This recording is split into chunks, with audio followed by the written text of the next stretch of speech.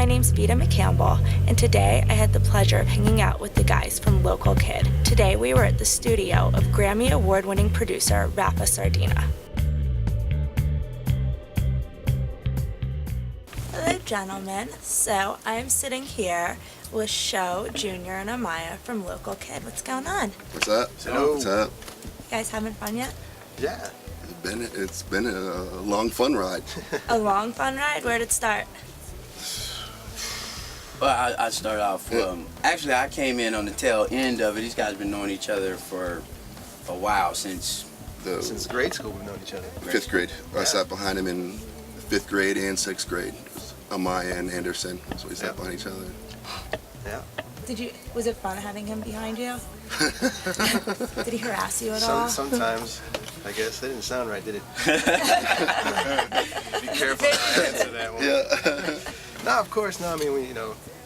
I mean, obviously we're still, best friends today, so it's been an experience. It's been cool. So how'd you go from knowing each other in the 5th grade to making music together? Well, I used to ride his bus home whenever he did go to school. I would ride his bus home, and at the time I was just mostly in like concert and jazz band, and he was more of like the metal guy. So I'd ride his bus home and he'd teach me how to play some guitar and some drums and stuff. And we just started from there, and then I guess we weren't called Local Kid then. It was just, the two Larry kids. and Mike show. Yeah. That was it. crazy, so it was kids. Yeah. But and me, I just came in on the tail end. I've been doing music since about 6 years old, play drums, been in music class, and I'm from Kansas City, so I really didn't expect to come out to California and be with a band, but I'm out here and I met this guy. He was actually a screenwriter when I met him, and I was doing hip-hop music. I had already been signed to a couple of deals, but Larry came to me and he said, I got this friend of mine that he does music. Let me have one of your songs, send it to him. Send it back to him. He sent it back to me, and I was just blown away by it. So yeah, like 2 days. He came to the house, and Sho's really talented as far as creation and production of music goes. So he didn't really know that I was into music and stuff. So he just brought one of these tracks over my house one day, and I was just floored by it. So I just send it over to Amaya, the internet. He's in Austin. So literally, like the next day, he sent the track back to me, and I think that was, at least from my perspective, where we kind of saw how we all gelled together and how our different influences could kind of merge into this genre or whatever the hell you want to call it. Now with Amaya being in Austin, that's got to be a different kind of writing process because you guys write all your own stuff. How does that work where you guys are in different cities? You'd be surprised how common it is nowadays, with the internet and all that. I mean, there's a lot of bands that, or at least professional bands that they don't even see. They live in different cities, all of them, and they either Skype or send tracks back and forth and work that way, and then get together at the end, maybe in the studio. Some bands don't. They record tracks at their home studios and put it together. I've actually met this guy about 6 times. Right. One time, like the first time we met, we must have killed 4 songs, 5 songs, maybe more. This cat wrote like 60 of them.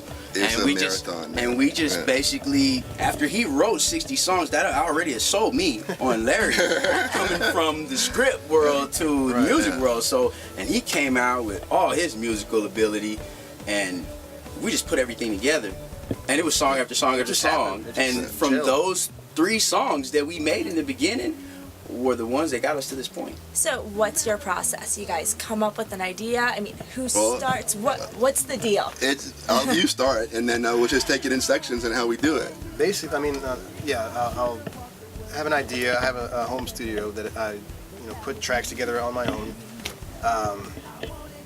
I'll send it to Larry, say, hey, listen to this, or the show, listen to it, what do you guys think? Yeah. And beep. Send it to Junior, and he listens to the tracks and he picks out the ones he likes or things that might work or not. He basically starts doing the lyrics for him, bounces it back, and we go from there. It's weird though. different every time, but that's usually how it starts. He'll come up with something and he'll call it, like melodic. He just thinks of a name when he emails it to me. I I write have some to think. lyrics to it. I call up Show, I'll change it to fit whatever. and it's funny. Modify it. The way that I think in my head, how when they write the lyrics, how it's supposed to sound, and I think that's how all of our music evolved. Because I'll write some lyrics to it. Mike will have already written, like the hook and come up with all the instrumentals and stuff. And I'll give it to Show, and at first he said, well, how do you want me to sing it? And I would try to tell him, but now it's to the point I just give him the lyrics and I just say, run with this shit, man. Because all the way that the songs are developed now, it's really like a creative process between all three. And without the different influences, it wouldn't be what it is. Like the lyrics and stuff that you hear, the way that they were in my head aren't the way that he sings them, thank God. Because the way I'm trying to scream them, the cat can really sing, and it's just it floored me the first time we did some stuff in my garage, like 110-degree weather when we did like Run, first time. We were in the studio, if you want to call it that. The garage. The garage.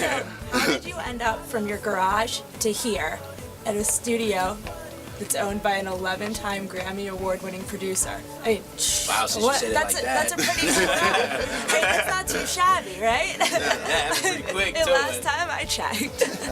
The way that it actually occurred, it's just everything happens. It happens for a reason, and it's a clearly cliche to say that shit, but this is exactly how it happened. We came out of the studio with Run, and I think we weren't being cocky, but we were like, man, this is really the shit. Proves cocky. So we burned CDs. We were proud of it. What we did, we worked real hard on it. So I brought it to a party, and I just had this cat listen to it. And he actually knew Rafa and called Rafa that day on his cell. He said, hey man, just listen to this. And it was like 10 o'clock at night, and you just hearing it over his cell phone. He's like, cool, tell the dude to call me.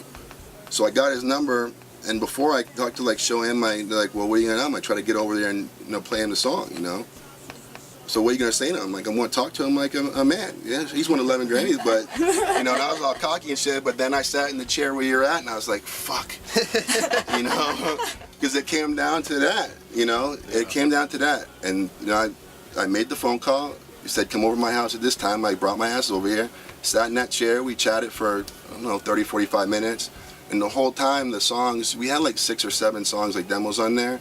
But when Run came on, he's like, stop.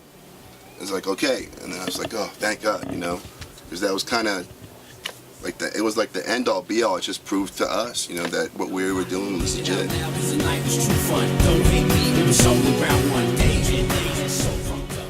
I have the privilege of sitting here today with 11-time Grammy Award-winning producer Rafa Sardina. How are you? Doing great. So, at this point in your career, I have to ask, what drew you to Local Kid? Well, it was a combination of different elements. Not just the music.